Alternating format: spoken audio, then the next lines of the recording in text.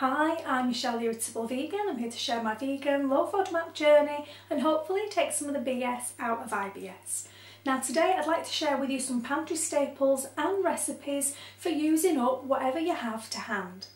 Now I'm going to try and make these tips as general as possible so that they apply to every vegan low FODMAP kitchen whenever you might be watching this, but I also want to make it specific enough that it's going to be of some real help to you during these very unusual times that we find ourselves in. Now before we begin, I just want to say that in no way am I encouraging you to rush out and buy everything that I'm going to show you today. Rather, what I want you to do is think about experimenting with possibly the things that you find at the back of your cupboard that you may not have had the confidence to use before, or that you may not be overly familiar with, and also to come up with maybe some new ways of using up ingredients that you may find yourself needing to cook with day after day after day. Practically everything that you see here today are items that I already had in stock. And that's just due to the nature of the types of videos that I make here on YouTube and also to my normal eating preferences. I didn't purposely go out and buy any of these things solely with the intention of making this video, and everything I'm going to show you today are things that I use on a weekly, if not a daily basis. I last visited my local Aldi just over a week ago and I have to say they were fantastically well stocked, and I really do think they're doing a marvellous job. Here in the UK, we've had some strict measures put in place to avoid the likelihood of people panic buying, and I for one am genuinely really grateful for those measures, even though they came a little bit too late in my opinion. So please make sure that wherever you are, wherever you're watching from, you're taking advice from your local government and you're acting accordingly. So with all that being said, let's get into it. Before we get started, I just want to explain a little bit more about how this mini-series is going to work. This was originally filmed as one video but ended up being way too long, so I decided to break it up into sections. Each section will feature different types of pantry staples with low FODMAP tips and recipe ideas for how to make the best of them. I'm hoping to release one section per day for the next week, so by the end of the week we'll in effect have an entire pantry staple tour broken down into sections. By doing it this way, it's going to be much easier for you to find the section that applies to the ingredients that you have available. Now, because this was intended to be one video, each section will feature the same intro and outro, and that's because each section in the series needs to work as a standalone video. Because some people may only ever watch one episode, it all needs to make sense. If you'll be watching more than one video in the series, and I really hope that you do, I'll pop a timestamp in the description box so that once you've seen the intro on the first video, you can skip straight to the content on the rest. The only thing that you do need to know is that the video clips playing over this part of the intro will change depending on what we're talking about. So if you prefer seeing some visual inspiration for recipes, you might still want to watch this part. As the series progresses, make sure that you check the description box, because as each video releases I'll be leaving a link to it below, and also the recipes, videos and resources that are linked to will change to reflect the ingredients featured each day. I hope all that makes sense, and I really hope you find this series helpful. And now, let's get into it. Now, another really important pantry staple is canned and preserved fruits and vegetables. Now, I don't have a big variety here because thankfully where I am at the moment it's still fairly easy to come by fresh produce. So I'm just going to give you a little bit of an overview. Now, some things we're obviously quite used to seeing, things such as canned tomatoes and tomato puree, I'm sure we're all familiar with. Something that you may not be familiar with is the fact that canned tomatoes actually do have a FODMAP safe serving, which is 92 grams, which is roughly a fifth of this can. A lot of people do avoid canned tomatoes. They don't realise that you can actually eat them on a low FODMAP diet. There are certain things such as the tomatoes, things such as canned peas, which also have a safe serving of up to a quarter of a cup once they've been rinsed and drained, and things like bamboo shoots, which I've never personally eaten a fresh bamboo shoot, but I am familiar with seeing it in cans.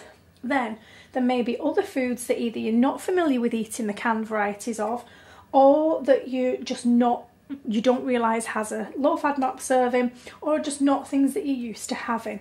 So an example of that might be mushrooms. Most fresh mushrooms, apart from oyster mushrooms, are actually incredibly high FODMAP. But for some reason, even though these are the same button mushrooms that you would buy fresh in the supermarket, when they're actually processed and canned like this, they actually have a low FODMAP serving. And it's quite a generous portion size of 75 grams. The thing about these that puts a lot of people off is that the texture is altered quite a lot by processing them like this.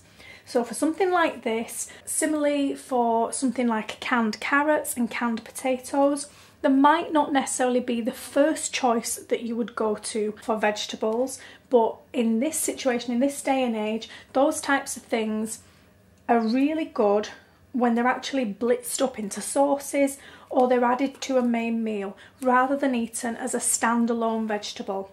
So if you've ever tried a canned mushroom, a canned carrot or a canned potato and you really couldn't get on board with the texture, then it's definitely worth thinking about in this day and age just to process them up into a sauce, a bit like the way that a lot of people hide vegetables from children. If you think of it like that, you're still getting the goodness, you'll still be getting some nutrients from them, but then you're not dealing with the texture, which is the issue for a lot of people. There are also a few things that you may not realise do have safe servings. So for example, something like pickled beetroot. I think pickled beetroot may actually be considered FODMAP free, or it has a really generous safe serving, one of the two.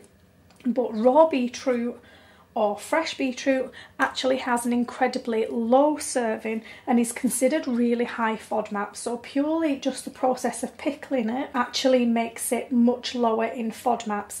And I do have, I think it's my beet ball recipe, a really good tip for neutralising the acid in pickled beetroot, so you don't necessarily have that really pungent vinegar taste. So please do check out that recipe. Also things like char-grilled peppers, fresh bell peppers, you're probably gonna be lucky for them to last just over a week, whereas something like this, you know, these can last pretty much indefinitely unopened. This has got almost a 2-year date on it, and once they are open they do last for a long time when they're preserved like this in oil. The thing to notice about this obviously is this is a mix of red and yellow pepper, and it's typically the red pepper that is considered to be FODMAP free. Also for things like this you need to be aware that sometimes they are actually packaged with garlic in there, so you are looking for a nice clear oil. Again, something like a sun-dried tomato, these actually only have a small safe serving, but you do only need a small amount for it to provide a lot of flavour. And for something like that and the canned, if you still have access to fresh tomatoes, then these are something that you can attempt to do at home. You can attempt to make your own sun-dried tomatoes using a very low setting on the oven. I believe Becky Excel has recently made some sun-dried tomatoes herself from fresh, so that might be worth checking out. And obviously you're probably unlikely to have all the equipment at home for canning, but you can always freeze. Tomatoes do freeze quite well. Other things to consider would be pickled onions, which many people don't realise have a FODMAP safe serving. They could be really nice chopped up and added into salads, possibly even soups, depending on what else you've got in there. Things like pickled gherkins or cucumbers also have safe servings, and sauerkraut. Now this is actually my homemade sauerkraut. That's actually the second jar from a batch that I made at least 6 weeks ago, possibly longer. I'm on my second jar now. That will last months and months and months in the fridge. So if that's something you've never tackled, literally all you need for that is cabbage, salt and thyme, and within the next 10 to 14 days you could be eating your own sauerkraut. If you've never had it before, you do need to make sure that you're sticking to small servings to begin with, because it's something that you would have to build your tolerance up of. It is absolutely chocked full of really beneficial bacteria, but if it's not something that you're used to having, you don't want to be overloading your system with that. but again, it's a really nice addition. I tend to put that on noodle and rice dishes.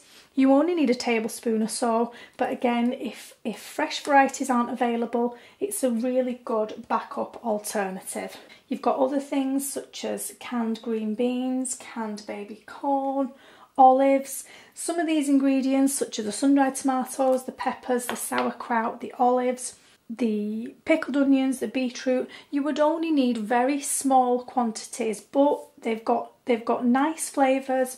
They may be quite different to a lot of the flavours you're eating at the moment, and they can just give a little bit of a lift to whatever it is you're eating. So I would say use your canned and preserved vegetables wisely. Make sure you're blitzing them up into sauces if the texture is an issue for you. And the other thing that I would say is something I've been particularly conscious of. If you find that your access to fresh food is not immediately in jeopardy, if you're still able to get a fairly decent selection of fresh fruit and vegetables, then I would say please be mindful of leaving some of these more prepared items, possibly hard to source items at this time and place. Leave them for the people that may yet be desperate for them. So then moving on to canned fruit, so mandarins are FODMAP free, so I always tend to have mandarins in. Something like pineapple has a really generous 1 cup serving size. Things like canned ackee, which are a little bit on the expensive side, but they are available usually in the international section of the supermarkets. And then for anybody that isn't too worried about the FODMAPs, or maybe that's in the personalised phase and is looking to make some reintroductions, then something like jackfruit. The benefit of something like this is that because it's not a very familiar ingredient to a lot of people, this is unlikely to be sold out. You're probably more than likely to find something like this on the shelves, and I also know that this is something that a lot of people tend to buy in bulk online anyway. So this could be something that is available to you when possibly some of these other things have already sold out. The thing to bear in mind with this, although it does make a great meat texture alternative, you're probably very familiar with people using it as pulled pork, as pulled chicken, in things like tacos, in things like sloppy joes, in things like curries.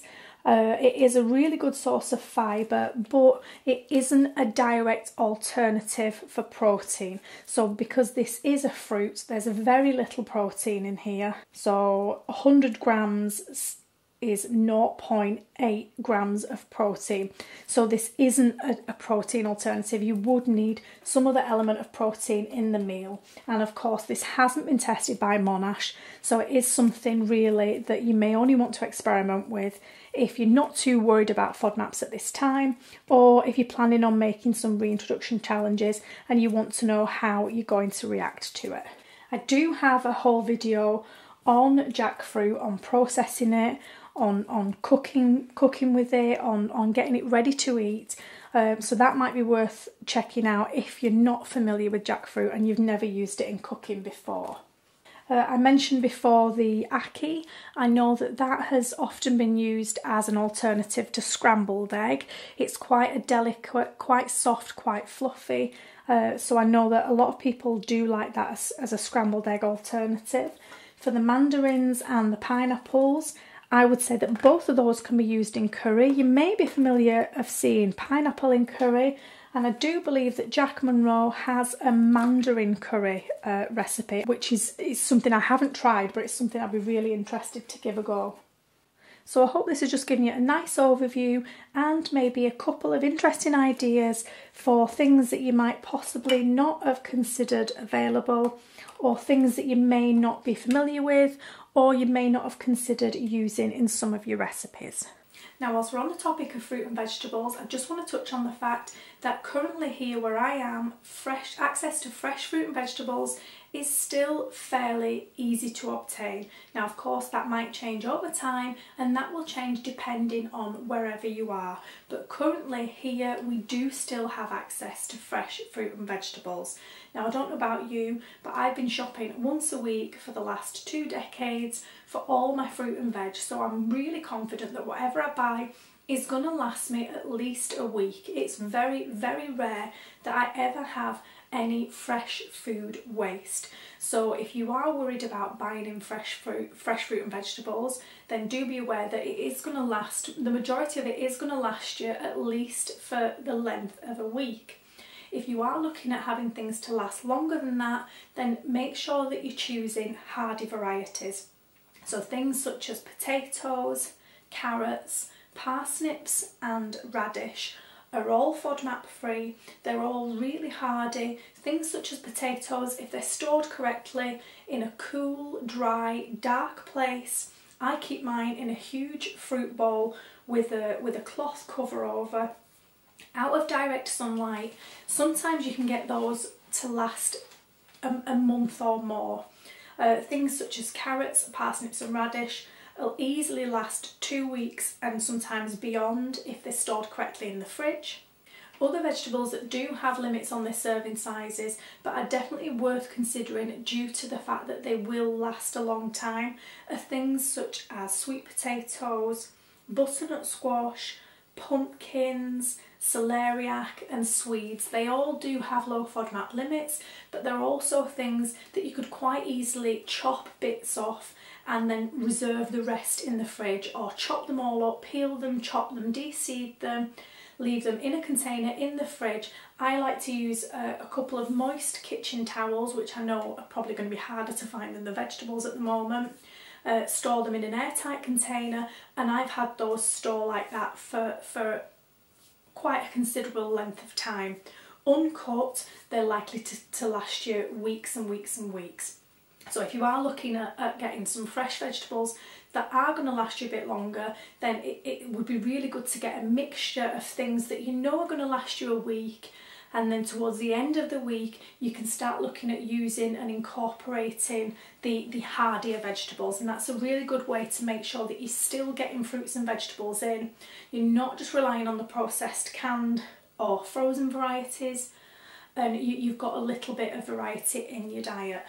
In terms of fruit, something like a whole pineapple and a bunch of really dark green unripe bananas are obviously going to last you much longer than a punnet of raspberries. So again, it's about choosing things and using them wisely. An uncut pineapple I've had uncut pineapples in my fridge for 2 weeks or more in the past. So something like that, it's worth, when you're selecting these things, to select them for their hardiness as well as their flavour and potentially what you could use them for. I do sometimes think that in the current situation it's probably best to see what you can get before you make your meal plans, but then do make your meal plans based on what you have, based on what's going to go off first, based on what's going to last longer, and make sure that you're really keeping an eye on your fresh produce. Anything that looks like it's coming past its best, make sure that you blitz it up in something and you freeze it. You can put it into a meal and freeze the meal, and it's going to preserve better like that, but just make sure that you're minimising any type of fresh food waste. Whilst we're on the topic of frozen fruit and vegetable, in my mind frozen fruit and vegetables a lot of the time have a better nutritional value and are of better quality than some of the fresh produce that's available. So if you do have access to frozen things, again what I would suggest with that is that you choose the less hardier varieties in frozen, so things such as maybe spinach, broccoli and strawberries, because if you were to buy those fresh they wouldn't last as long. So for example, if you know that you have access to fresh carrots, don't then buy the canned variety of carrots and the frozen variety of carrots. Try to get a bit of a variety. So you can buy fresh carrots, frozen spinach and canned peas. Or for example, you can buy a fresh whole pineapple, frozen strawberries and canned mandarins, and that way you're giving yourself the best chance of getting the best possible range of nutrients, and you're much less likely to get bored. And you also need to think about maximising your freezer space. So you don't want your freezer full of vegetables that you also have fresh and canned varieties of. So shopping really sensibly for things like that is really going to be of massive help to you in the coming days and weeks. So there you have it. Now I've really tried to make sure that all of these tips apply to your vegan low FODMAP pantry whenever, wherever you're watching this from, but obviously at this moment in time I really hope that these tips are going to serve you well.